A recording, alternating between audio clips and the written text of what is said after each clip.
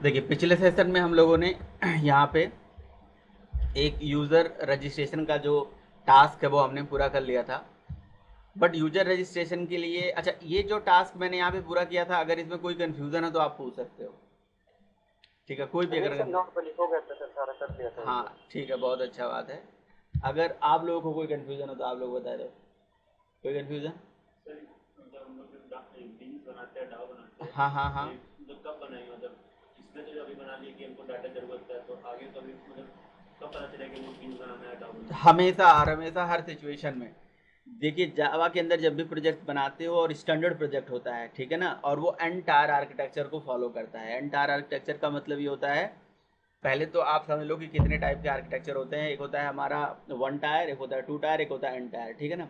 तो one tier architecture जो होती है उसमें क्या होता है कि हम एक ही पेज के अंदर सारा काम कर लेते हैं। जैसे हमारी एक सर्वर या जेएसपी पेज है, उसी में हमने रजिस्ट्रेशन, लॉगिन, डेटा को होल्ड करना, गेट करना, रजिस्टर करना, सेव करना, है ना, अपडेट, इंसर्ट, क्वेरी, सारा चला दिया, ठीक है। अब टू टायर आर्किटेक्चर में हम क्या कर देते हैं, अपना जो प्रेजेंटेशन और बिजनेस पार्ट होता है, आपको पता ही है 3 तरह के लॉजिक होते हैं जब एक प्रोजेक्ट हम बनाते हैं। एक होता है हमारा पीएल, एक होता है बीएल और एक होता है डीएल।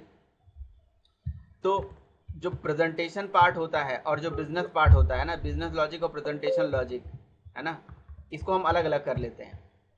और साथ ही साथ डेटाबेस लॉजिक, ठीक। लेकिन उस लॉजिक के साथ, अच्छा, कैसे अलग करते हैं, जावा बीन बना। अब ब्राउज़र से जब भी रिक्वेस्ट आएगी तो रिक्वेस्ट हमारा सर्विस क्लास पे आएगा, और सर्विस क्लास में कभी भी अगर डेटा होल्ड करने की ज़रूरत आपको पड़े तो आपको बीन यूज करना ही करना है। जैसे सपोज करो कि आपने सर्विस कॉल किया, या कहीं से भी सर्विस किसी ने कॉल किया, वो सर्विस का टाइप है पोस्ट, और पोस्ट में क्या है, कहीं से डेटा आ रहा है। तो डेटा जब कहीं से आता है उसको आपने किसी वेरिएबल में होल्ड कर लिया, ठीक है। जैसे जैसे यहाँ पे ये हमारी सर्विस है, इस सर्विस में यहाँ पे मान लीजिए डेटा आया, ये है ना, ये स्ट्रिंग जेएसएन, ये यहाँ पे डेटा आया। आपने क्या करा, जो यूजर से आने वाला डेटा है इसको इसी वेरिएबल में रहने दिया, बीन बनाया ही नहीं। पॉसिबल है, चल जाएगा। बट ये है लोकल वेरिएबल, और लोकल वेरिएबल का स्कोप होता है विद इन मैथड, ये स्टैक के अंदर होता है। जब प्रोग्राम खत्म, डेटा खत्म।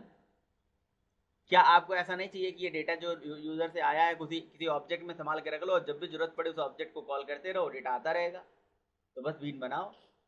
इसीलिए यहाँ पे बीन बनाया, इसीलिए ये वाली बीन क्लास बनाई, ताकि यूजर से आने वाला ये जो डेटा है इसको यहाँ पे डाल दिया जाए, इसके ऑब्जेक्ट के अंदर इसे स्टोर कर लिया जाए, ठीक है। तो बीन का ये पर्पस है, डेटा को होल्ड करके रखना, संभाल के रखना।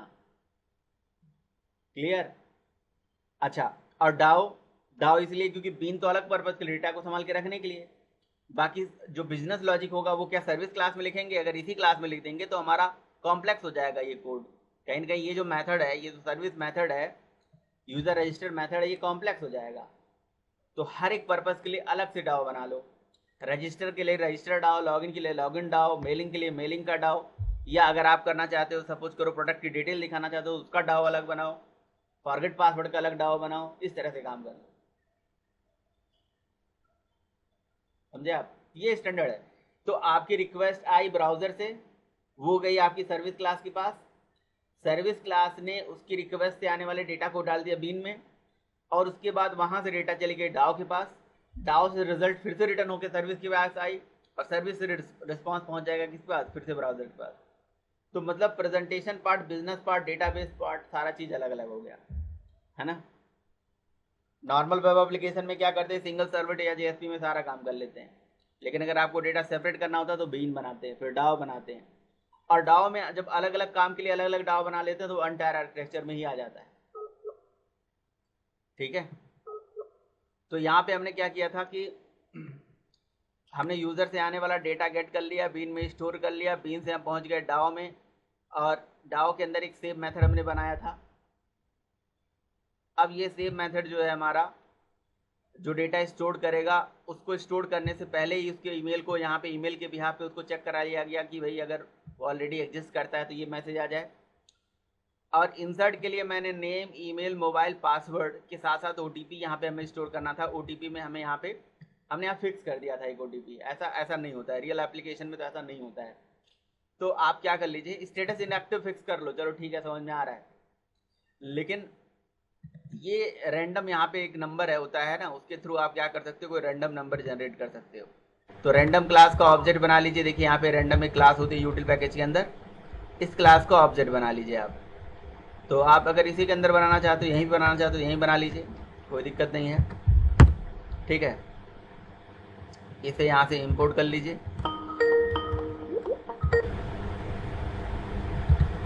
और इसको इंपोर्ट करने के बाद यहाँ से क्या कर लीजिए, मिनिमाइज करता हूँ मैं इसे।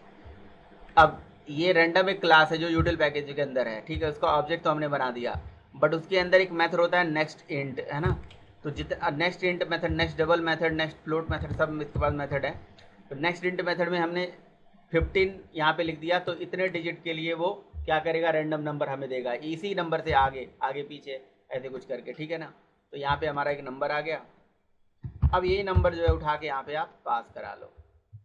अब ये हमेशा अलग अलग आएगा, ऐसा कुछ नहीं होगा कि ये फिक्स होगा, ठीक।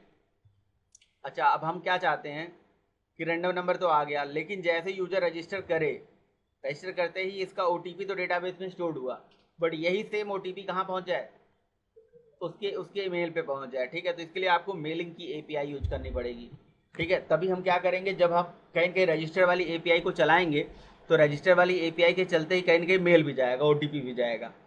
तो मेलिंग के लिए देखिए हमारे पास अलग से एक पैकेज ही बना लेना चाहिए हमें, ठीक है। यहाँ से आप एक अलग पैकेज बना लो, जैसे यहाँ पे बीन का पैकेज अलग है, यूज़र इसका अलग है, कनेक्टन का अलग है, डाओ का अलग है, तो मेल के लिए अलग बना लो ऐसे, ठीक है ना। ये बना लिया मैंने, कहीं से कोड कॉपी पेस्ट कर दिया ये, ठीक। आप एक राइट क्लिक करके पैकेज बना सकते हो। इसके अंदर हमने क्या कर दिया, एक यहाँ पे बहुत सारी चीज़ें हैं, सारी चीज़ों की ज़रूरत है नहीं। सेंड मेल करके कोई मेथड बना सकते हो, ईमेल करके कोई मेथड क्लास बना सकते हो सारी। तो ईमेल करके यहाँ पे क्लास बना दिया गया। इन दोनों क्लासेस की मेरे ख्याल से यहाँ पे ज़रूरत है नहीं, तो इसको मैं डिलीट मार देता हूँ, ठीक है। इसी से काम हो जाना चाहिए हमारा, हाँ बिल्कुल इसी से काम हो जाएगा, ठीक। अच्छा, अब ये जो ईमेल हमारी क्लास हमने बनाई है, देखिए जावा के अंदर मेलिंग का अगर आपको काम करना है तो गूगल पे ऐसे टाइप कर लेंगे जावा मेल एपीआई, जावा मेल एपीआई, ठीक है। तो मेल एपीआई का पूरा कोड जो है आपको मिल जाएगा किसी भी साइट पे, जहाँ मर्जी वहाँ जिस भी साइट पे आप चले जाइए, ठीक है। और जावा मेल एपीआई पढ़ने के लिए आपको मेल डॉट जार और एक्टिवेशन डॉट जार, ये 2 जार फाइलें होती हैं, लाना पड़ेगा, है ना। और साथ ही साथ बस इसके अंदर ये कुछ कहानी किस्सा बता रहे हैं कि ये ऐसे ऐसे काम होता है, कि मेलिंग एपीआई कैसे कैसे काम करता है। हमें इससे मतलब नहीं, हमें प्रैक्टिकल चीज़ों से भी अगर मतलब है तो प्रैक्टिकल चीज़ों में क्या है भाई, सीधे इसके प्रोग्राम की तरफ मूव कर जाते हैं। तो इसका प्रोग्राम यही है, देखो ये पूरा प्रोग्राम दिख रहा है आपको, ठीक है। यहाँ से ये प्रोग्राम डाउनलोड कर लो, हर जगह ये प्रोग्राम मिल जाएगा। प्रोग्राम में है क्या, और ऐसे प्रोग्राम हर जगह मिलेंगे। ये प्रोग्राम में है क्या, मेलिंग एपीआई का काम करने के लिए सबसे पहले आपको, अगर देखो डिपेंड करता है कि आप मेलिंग किससे भेजना चाहते हो, कौन सा सर्वर यूज करना चाहते हो। क्योंकि जब मेल आप भेजते हो तो मेल में 3-4 चीज़ें इन्वॉल्व होती हैं, अभी वहाँ डायग्राम में भी समझा रहा था। एक होता है मेलिंग सर्वर, एक होता है मेलिंग क्लाइंट, है ना, बीच में होता है मेलिंग प्रोटोकॉल, कई सारी चीज़ें इन्वॉल्व होती हैं। तो यहाँ पे जो मेलिंग प्रोटोकॉल होता है वो SMTP होता है, simple mail access transfer protocol, ऐसे कुछ होता है SMTP, simple mail transfer protocol, ठीक है। तो SMTP प्रोटोकॉल को यूज़ करेंगे। मेलिंग सर्वर कौन सा यूज करोगे, किसी भी कंपनी का कोई मेलिंग सर्वर यूज कर सकते हैं। जीमेल को as a mailing server use कर लो, याहू को as a mailing server use कर लो, उनका भी तो अपना होगा। हम खुद का सर्वर बनाना चाहते हो बना लो भाई, आपको लॉजिक लिखना पड़ेगा, बट जीमेल देता है फ्री ऑफ कॉस्ट, यूज कर लो, कोई दिक्कत नहीं है, उसके मेलिंग सर्वर को आप यूज कर सकते हो। तो कोई आपको डिसाइड करना होगा कि किस मतलब मेलिंग सर्वर को आप यूज करना चाहते हो। अच्छा, किसी कंपनी के अंदर आप जाते हो जब, तो उनका अपना खुद का भी मेलिंग सर्वर होता है ना, तो वो अपना खुद डिटेल आपको दे देंगे। अच्छा, किसी मेलिंग सर्वर को जब यूज करोगे तो वहाँ पे तो आपका एक यूज़र बनना होना चाहिए ना। अगर आप जीमेल यूज़ करो तो जीमेल में आप जाके अकाउंट बनाओगे, वहाँ पे अपना यूज़र आईडी पासवर्ड बनाओगे बस, और वो यूज़र आईडी पासवर्ड यहाँ पे डालोगे। देखो ये लिखा है यूज़र, ये लिखा है पास, मे भी ये यूज़र नेम पासवर्ड आपको ना मिले, समझ में आ रहा है। तो जब भी आप जीमेल को, चूंकि यहाँ पे मैं Gmail as mailing server use कर रहा हूँ, तो जीमेल में आपको जाके एक अकाउंट बनाना पड़ेगा, क्लियर है। तो उसका यूज़र नेम पासवर्ड यहाँ पे डालना पड़ेगा। देखो मेलिंग में क्या होता है कि अगर सपोज करो कि ये सारी चीज़ें आपसे नहीं ली जाए और जीमेल को एज अ मेलिंग सर्वर हम यूज कर लें, तो जैसे मान लो कि